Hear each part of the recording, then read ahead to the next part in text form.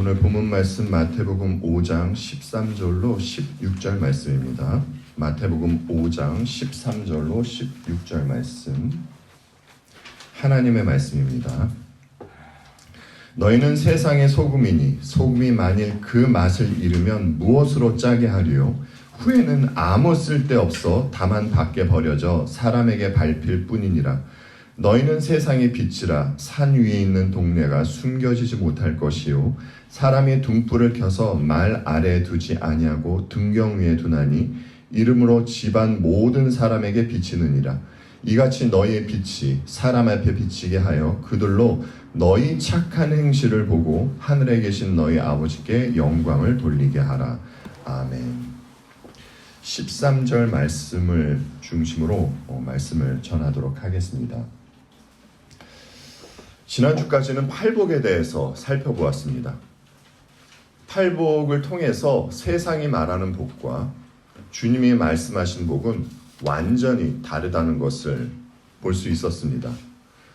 그리고 하나님으로부터 복을 받은 이들은 변화가 일어난다는 것을 보았습니다. 그 변화가 무엇이었습니까? 주님으로부터 은혜를 받고 복을 받은 이들은 내면이 바뀌어지게 된다는 것이었습니다.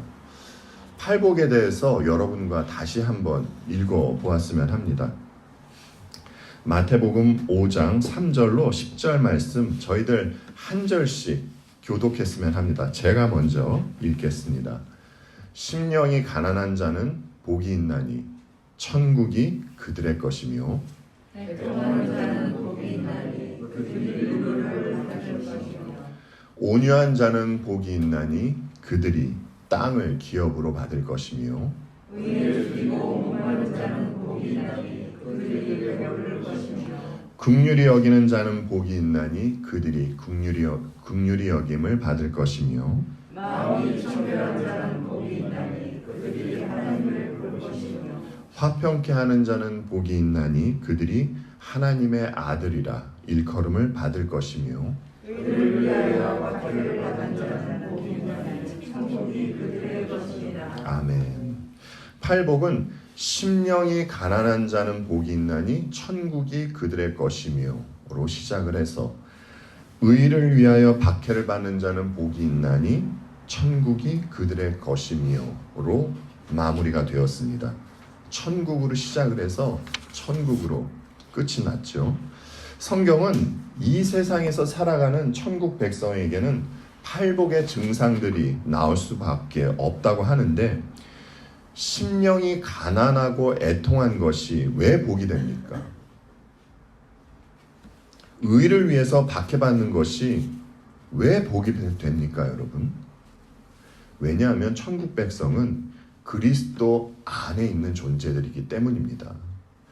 그리스도께서 당신이 말씀하신 팔복의 내용대로 사시고 이 복을 백성들에게 전가시켜 주셨기 때문에 천국 백성은 그리스도께서 팔복의 삶을 사셨듯이 그들 또한 주님 안에서 팔복의 삶을 살게 되는 것입니다. 그래서 복이 되는 것입니다. 이러보건대 그리스도인과 세상은 완전히 다른 세계관을 가지고 살 수밖에 없습니다. 사도들과 믿음의 선배들처럼 말입니다. 그리고 이제 이들이 세상에서 소금과 빛의 역할을 감당하게 되는 것입니다. 오늘 본문 13절 말씀만 제가 다시 한번 읽어보겠습니다. 너희는 세상의 소금이니 소금이 만일 그 맛을 잃으면 무엇으로 짜게 하리요? 후에는 아무 쓸데없어 다만 밖에 버려져 사람에게 밟힐 뿐이니라. 산에서 예수님의 말씀을 듣고 있는 사람들은 제자를 비롯해서 소수의 사람들입니다.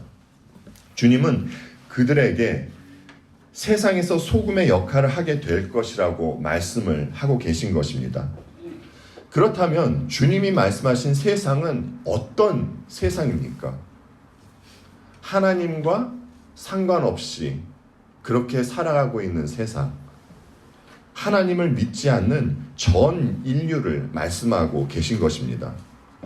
지난주에 말씀드렸듯이 세상은 마지막 날 심판받을 큰 성 바벨론입니다. 천국 백성은 사탄이 지배하고 있는 불신의 세상 속에서 이미 소금이 된 존재로 주어진 역할이 있다는 것입니다. 이 역할은 너무나 중요한 역할입니다. 여기서 우리가 유의해야 할 것은 그리스도인은 점점 소금이 되어가는 존재가 아니라 이미 소금으로 있는 존재라는 것입니다. 주님도 분명히 말씀해 주시잖아요. 너희는 세상의 소금이니 라고 말입니다. 그래서 그리스도인은 세상에서 소금의 역할을 감당할 수밖에 없는 그런 존재입니다. 짠 맛을 낼 수밖에 없다는 것이죠. 생긴 것은 소금인데 짠 맛을 내지 않으면 그것은 소금이 아니죠. 이것은 주님의 말씀처럼 밖에 버려져서 사람들에게 밟히게 되는 것입니다. 자, 그러면 예수님은 어떤 의도로 제자들에게 너희는 세상의 소금이니 라고 말씀을 하셨겠습니까? 우리가 알고 있듯이 소금은요, 여러 용도로 쓰이고 있습니다. 짠 맛을 내는 용도로 쓰이기도 하고요. 음식이 부패하는 것을 막는 용도로 쓰이기도 합니다. 또 더러운 음식이나 물건을 닦을 때도 소금이 쓰여집니다. 이와 같이 소금은 여러 용도로 쓰여지고 있습니다. 오늘날과 같이 예수님 당시에도 소금은 이렇게 여러 용도로 쓰여지고 있었습니다. 그런데 특이한 것은요, 성경이 소금에 대해서 말할 때는요, 부정적인 의미로 사용할 때도 있고 또 반대로 긍정적인 의미로 사용될 때도 있다는 것입니다. 그러니까 소금에는요, 이중적인 의미가 있는 것이에요. 그러면 소금이 부정적인 의미로 쓰이고 있는 것을 먼저 보고 가겠습니다. 스바냐서 2장 8절로 9절 말씀을 먼저 보겠습니다. 스바냐서 2장 8절로 9절 말씀 세 번역으로 보겠습니다. 모압이 욕을 퍼붓는 것과 암몬 자손이 악담을 퍼붓는 것을 내가 들었다. 그들이 나의 백성에게 욕을 퍼붓고 국경을 침범하였다. 그러므로 나는 나의 삶을 두고 맹세한다. 이스라엘의 하나님 만군의 주가 선언한다. 이제 곧 모압은 소돔처럼 되고 암몬 자손은 고모라처럼 될 것이다. 거친 풀이 우거지고 둘레가 온통 소금구덩이가 되고 영원히 황무지가 될 것이다. 살아남은 나의 백성이 그들을 털며 살아남은 나의 결애가 그 땅을 유산으로 얻을 것이다. 아멘. 사람이 맹세를 할 때는 어떠한 마음에서 맹세를 합니까? 반드시 그렇게 하겠다는 강한 의지를 나타낼 때 맹세를 하는 것이죠. 그런데 하나님께서 지금 맹세를 하고 계십니다. 하나님은 모압과 암몬 자손이 소돔과 고모라처럼 될 것이라고 하십니다. 여러분, 이 말이 무슨 말입니까? 모압과 암몬은요, 반드시 심판을 받게 될 것이라는 것입니다. 왜요? 왜 모압과 암몬이 심판을 받게 됩니까? 이 이유에 대해서 8절에서 말씀해 주시죠. 그들이 하나님의 백성을 욕하고 비방했기 때문이라고 말입니다. 그리고 선을 넘어 국경을 침범했기 때문인 것이죠. 그래서 하나님은 하나님 자신을 두고 맹세하시면서까지 모압과 암몬을 심판하신다는 것입니다. 그래서 심판받는 곳이 어떻게 된다고 하십니까? 거친 풀이 우거지고 둘레가 온통 소금구덩이가 된다고 하시죠. 하나님의 심판이 임한 곳에 소금이 함께 등장하게 되는 것을 볼 수 있습니다. 그리고 스바냐서에서도 언급을 했듯이 심판과 소금이 함께 나오는 곳이 또 있지 않습니까? 여러분, 그곳이 어디입니까? 소돔과 고모라죠. 하나님은 유황과 불로 타락할 대로 타락한 소돔과 고모라를 심판하시게 됩니다. 그런데 롯의 아내가 어떻게 했습니까? 불로 심판받고 있는 소돔과 고모라를 피해서 도망하다가 그러다가 그만 뒤를 돌아서 그곳을 보고 말지요. 다른 말로 하면 그녀는 세상을 상징하고 있는 소돔과 고모라에 미련을 두고 있었던 것입니다. 그래서 롯의 아내가 어떻게 됐습니까? 네, 그녀는 소금 기둥이 되었습니다. 여기서도요, 심판과 소금이 함께 나타나고 있는 것을 우리는 볼 수 있습니다. 이와 같이 성경에서는 부정적인 측면으로서 소금과 심판이 함께 등장하고 있는 것을 볼 수 있습니다. 그러면 이번에는 소금이 긍정적인 의미로 쓰여지고 있는 것을 보겠습니다. 열왕기하 2장 19절로 21절 말씀 보겠습니다. 그 성읍 사람들이 엘리사에게 말하되 우리 주인께서 보시는 바와 같이 이 성읍의 위치는 좋으나 물이 나쁨으로 토산이 익지 못하고 떨어지나이다. 엘리사가 이르되 새 그릇에 소금을 담아 내게로 가져오라 하매 곧 가져온지라. 엘리사가 물 근원으로 나아가서 소금을 그 가운데 던지며 이르되 여호와의 말씀이 내가 이 물을 고쳤으니 이로부터 다시는 죽음이나 열매 맺지 못함이 없을지니라 하셨느니라 하니. 아멘. 지금 저희가 함께 읽은 것은 엘리사 선지자가 스승 엘리야를 떠나보내고 여리고에 머물고 있는 상황 속에서 생긴 일입니다. 이곳 사람들이 엘리사에게 말을 하죠. 성읍이 차지하고 있는 이 자리는 좋은데 물이 좋지 않아서 아이를 유산한다고 말입니다. 아니, 이곳에서 왜 이런 일이 벌어지고 있는 것입니까? 물이 좋지 않아서 아이를 유산할 정도면 이 물은 그 누구가 마셔도 좋지 않은 물입니다. 여러분, 엘리사 선지자가 있는 여리고가 어떤 곳입니까? 과거의 여리고성은 하나님께서 기적적으로 무너뜨려 주시고 여호수아에 의해서 저주를 받게 된 곳이지 않습니까?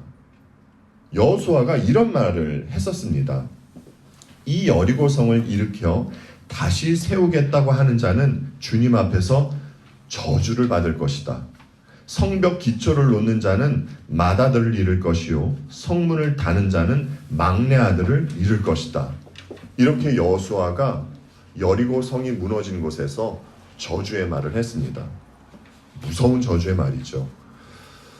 여호수아가 이렇게 말을 했음에도 불구하고요, 실제로 베델 사람 히엘이 무너진 성을 건축하다가 첫째 아들과 막내 아들을 잃은 일이 있었습니다.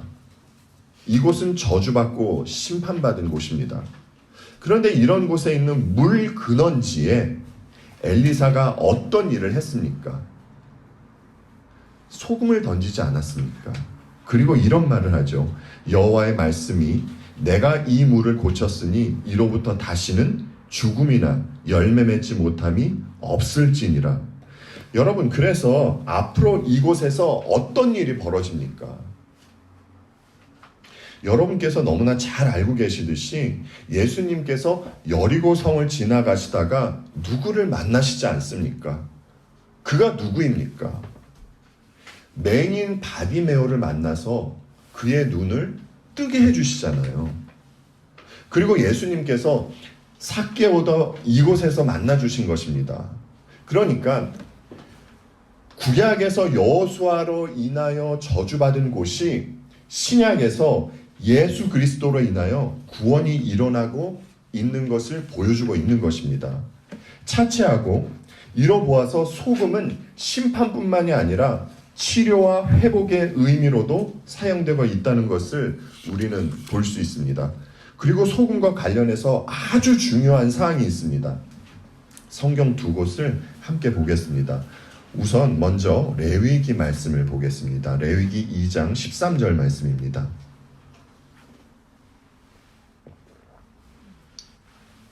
내 모든 소재물에 소금을 치라. 내 하나님의 언약의 소금을 내 소재에 빼지 못할지니 내 모든 예물에 소금을 드릴지니라. 이스라엘 하나님 다음으로 역대하 13장 5절 말씀입니다. 이스라엘 하나님 여호와께서 소금 언약으로 이스라엘 나라를 영원히 다윗과 그의 자손에게 주신 것을 너희가 알 것 아니냐. 지금 본 말씀에는요, 소금 언약에 대해서 나와 있습니다. 여러분, 소금에는 어떤 성질이 있습니까? 변하지 않는 성질이 있죠. 그리고 언약은요, 누구와 누가 맺는 것입니까? 하나님과 사람이 맺는 것인데, 하나님께서 주체가 되어서 언약을 맺으시는 것입니다. 따라서 소금 언약이라는 것은 하나님의 영원한 언약, 어떤 것에 의해서도 변하지 않는 언약을 가리키는 것입니다. 그런데 하나님은 이 언약을 누구와 맺으셨습니까? 누구와 맺으셨다고 역대하 13장 5절에서 소개가 되었습니까? 예, 다윗과 맺으셨습니다. 다윗과 맺으신 언약이 어떤 것이었습니까? 다윗의 후손 중에 왕이 나오고 또 그의 나라가 영원할 것이라는 약속이었습니다. 하지만 우리가 알고 있다시피 이스라엘이 남과 북으로 나누어지지 않습니까? 이때 첫 번째 북쪽 왕은 여로보암이었습니다. 당시에 여로보암이 하나님을 잘 섬기고 있었습니까? 아닙니다. 그는 금송아지를 만들어서, 과거 이스라엘이 잘못했듯이 금송아지를 만들어서 섬기고 있었고요. 또 북쪽에서 제사를 지내고 있던 제사장들과 또 레위인들, 그들의 자리를 여로보암이 없애고 말았습니다. 그래서 그 북쪽에 있던 그 제사장들과 레위인들이 남유다로 내려오게 되었습니다. 이런 것으로 보아서 여로보암이 어떤 사람인 줄 알겠죠, 여러분? 이런 여로보암이 80만 군인을 이끌어서 지금 남유다를 치려고 지금 전쟁을 벌이려고 준비하고 있는 상황입니다. 그리고 남유다는 40만 군인으로 그들의 공격에 대체하려고 준비하고 있는 상황이고요. 북쪽은 하나님의 언약을 믿지 않고 남쪽은 하나님의 언약을 믿고 있는 상태입니다. 이 상황 가운데서 남유다의 왕 아비야가 방금 전에 우리가 보았던 역대하 13장 5절 말씀을 하고 있는 것입니다. 결국 남과 북은요, 한판 전쟁을 치르게 됩니다. 그런데 결과가 어떻게 되었습니까? 당연히 80만이 40만을 이겼겠죠? 네, 아닙니다. 하나님은 남유다의 손을 들어주셨습니다. 왜냐하면 북이스라엘이 우상을 섬기고도 있었지만 그들은 하나님의 언약을 믿지 않고 있었습니다. 하나님은 다윗과 영원히 변치 않는 소금 언약을 맺고 있는, 그리고 그 언약을 믿고 있는 남유다의 손을 들어주신 것이죠.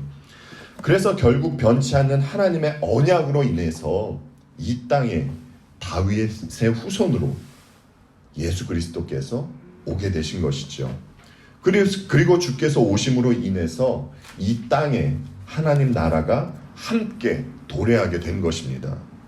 그러니까 이 땅에 하늘에 진짜 왕이 오심으로 인해서 하나님 나라가 함께 세워지게 된 것입니다.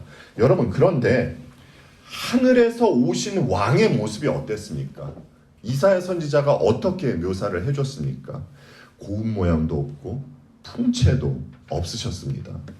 사람들이 보기에 흠모할 만한 아름다움이 전혀 없는 모습을 하고 계셨습니다. 외모만 보자면 주님은 그 누구의 관심을 끌만한 그러한 분이 아니셨던 것이죠. 사람들의 눈에는 예수님은 그저 목수의 아들로 태어나서 이렇게 보잘것없는 사람이 사람들에게 죄를 말하고 또 자기가 하나님의 아들이라고 그러다가 결국에는 저주받는 사람들만이 달린다는 그 십자가에서 죽어버린 것으로 보이게 된 것입니다. 하지만 고운 모양도 없는 분이 십자가에 달려서 당신의 보혈을 흘려주셨기 때문에 그분 나라의 백성, 천국 백성이 영생을 얻을 수 있게 된 것입니다. 그러니까 이 땅을 거쳐가는 천국 백성은 하나님의 언약으로 인해서 복된 존재가 된 것이고요. 이 세상에 있는 동안 그리스도 안에서 소금의 역할을 할 수밖에 없는 것입니다. 서두에 말씀드렸듯이 소금에는 이중적인 의미가 있습니다. 여러분, 그것이 무엇이었습니까? 하나는 심판의 의미고요. 그렇죠? 그리고 하나는 치유와 회복의 의미였습니다. 따라서 그리스도인이 가는 곳에는요, 영적으로 이 이중적인 사건이 일어나게 됩니다. 아까 모압과 암몬이 왜 하나님으로부터 심판을 당했습니까? 그들이 하나님의 자녀들을 욕하고 핍박했기 때문입니다. 여러분, 이런 일을 당하면요, 괴롭습니다.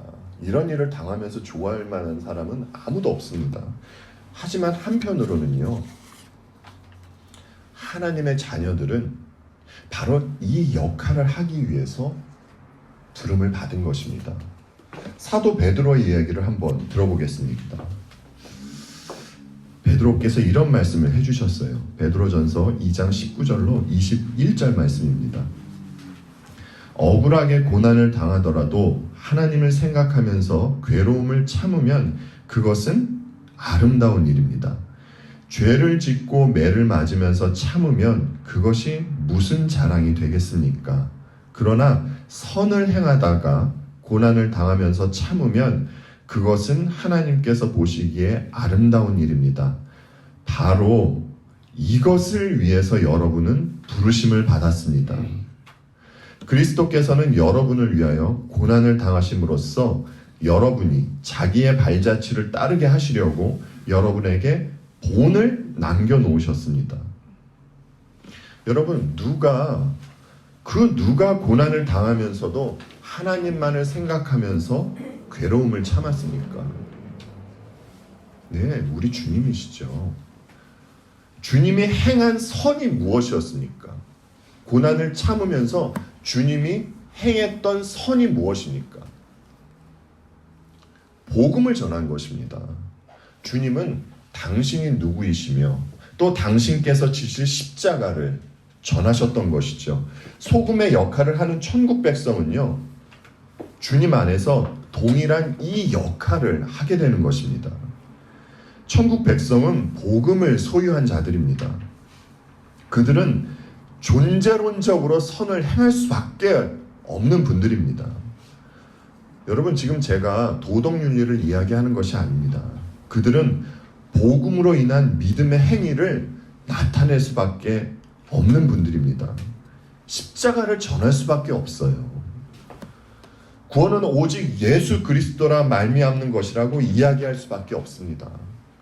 그리스도가 아니고서는 인간은 하나님께 저주와 심판을 받을 것이라는 것을 밝힐 수밖에 없다는 것입니다. 이 세상에서 예수 그리스도의 십자가를 전할 수 있는 사람은 오직 그리스도인들밖에는 없습니다. 이렇게 성도는 심판의 메시지를 전하면서 소금의 역할을 하는 것입니다. 이때 성도가 전한 십자가가 복음을 받아들이지 않는 사람은 심판을 받게 되는 것입니다. 그러면 반대로 성도가 전한 복음을 받아들이는 사람은 어떻게 되겠습니까?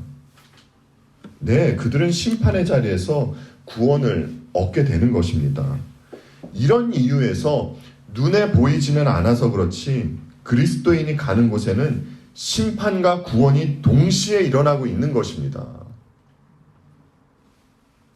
물론 그리스도인이 누군가를 심판하고 또 누군가를 구원하는 것은 아닙니다. 하지만 하나님은요, 그들을 부르셔서 심판과 구원의 도구로 사용하고 계신 것이죠. 그러니까 세상의 소금으로 있는 그리스도인 때문에 누군가는 쓰라린 아픔을 느꼈다가 그 상태로 있는 것이고요.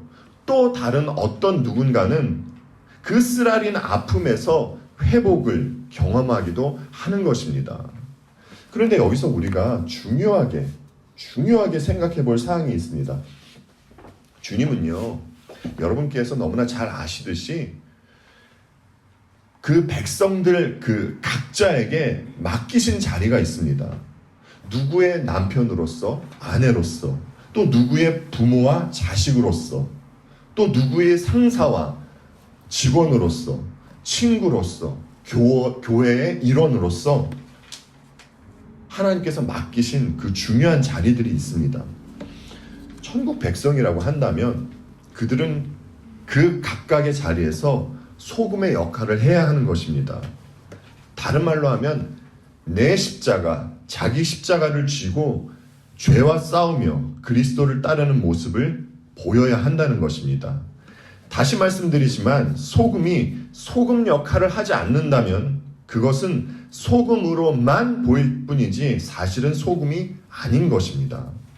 그런데 소금에 대해서 많은 사람들이 오해하고 있는 생각이 있습니다. 예를 들어 이런 것입니다.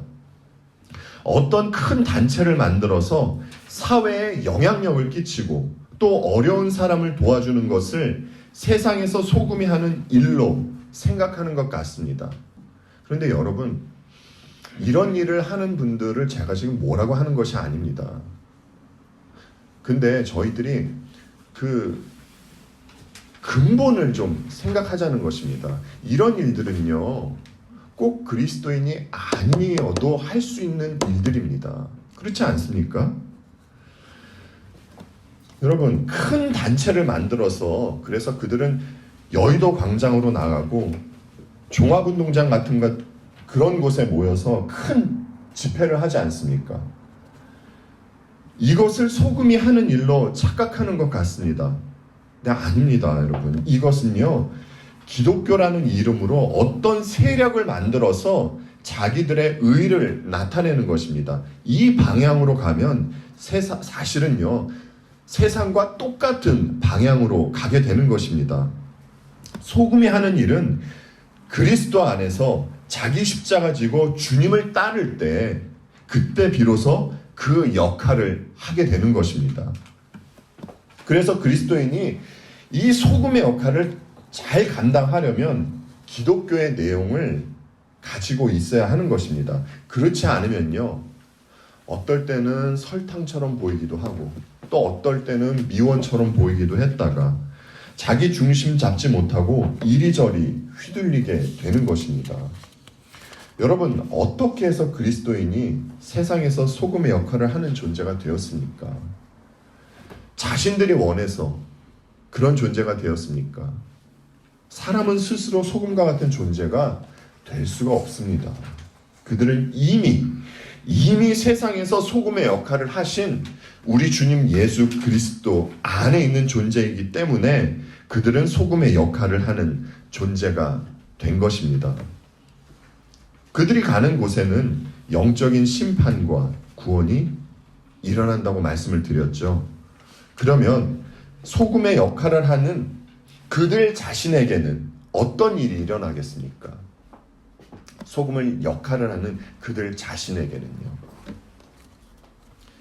그 천국 백성 또한 날마다 십자가에서 자신이 죽는 작은 경험들을 경험했다가 그리고 부활하는 일을 경험하게 되는 것입니다.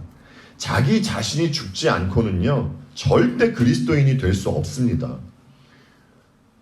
이것은 성경이 강력하게 증언하고 있는 바입니다. 사도 바울이 이런 말을 하지 않으셨습니까? 나는 날마다 죽노라. 이것이 사도 바울에게만 해당되는 말씀입니까? 모든 성도들에게 해당되는 말씀입니다. 이것이 소금의 가장 중요한 역할입니다.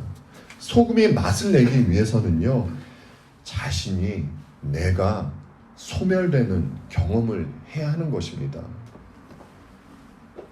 밀알 한 알이 땅에 떨어져야 하는 것입니다. 여러분, 교회 되려면 어떻게 해야 되겠습니까?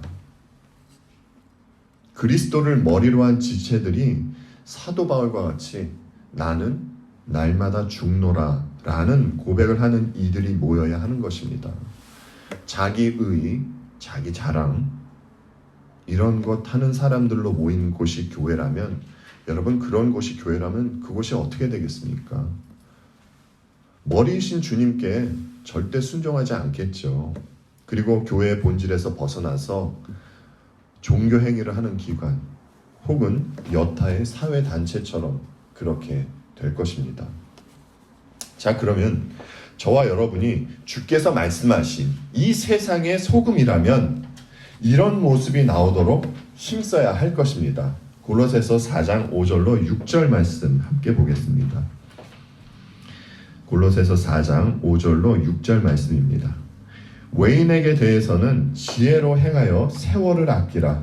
너희 말을 항상 은혜 가운데서 소금으로 맛을 냄과 같이 하라. 그리하면 각 사람에게 마땅히 대답할 것을 알리라. 천국 백성의 말에는요, 항상 복음의 내용이 있어야 한다는 것입니다. 불신자들이 우리가 하는 말을 들을 때 하나님께서 베풀어 주신 사랑과 은혜를 느낄 수 있도록 말해야 한다는 것이지요. 참 어려운 일인데요. 그리스도인이 소금의 역할을 잘 감당하려면 말을 조심하고 말을 가려서 해야 하는 것입니다. 그리고 죄와 싸우는 모습과 세상에 대해서는 점점 죽어가는 모습이 나와야 할 것입니다. 죄는 죄대로 지으면서 그리고 세상에 대해서는 누구보다도 펄펄 살려고 한다면 그는 절대 소금의 역할을 감당하지 못하고 있는 것입니다. 진짜 소금의 역할을 감당하는 이들은 세상을 자랑하는 것이 아니라 오직 예수 그리스도의 십자가만 자랑하는 분들입니다. 주님을 못 박은 세상과 그 세상과 십자가가 함께 가지는 못하는 것입니다. 여러분, 식당 같은 곳에 가보면 플라스틱으로 만든 음식들이 있지 않습니까? 모형 음식들이 있잖아요. 그리고 또 플라스틱으로 만든 꽃도 있죠. 정말 똑같이 잘 만들어 놓은 것들이 있더라고요. 그런데 이런 모형이 아무리 실제와 똑같이 보이고 오히려 더 근사해 보여도 이 모형에서는요, 아무런 맛도 없고 향기도 없습니다. 왜 그렇습니까? 가짜이기 때문입니다. 이와 같이 교회라고 하는 곳에는 소금처럼 보이지만 그 맛을 내지 못하는 누군가가 있을 수 있습니다. 여러분, 이것은요, 정말 슬픈 일입니다.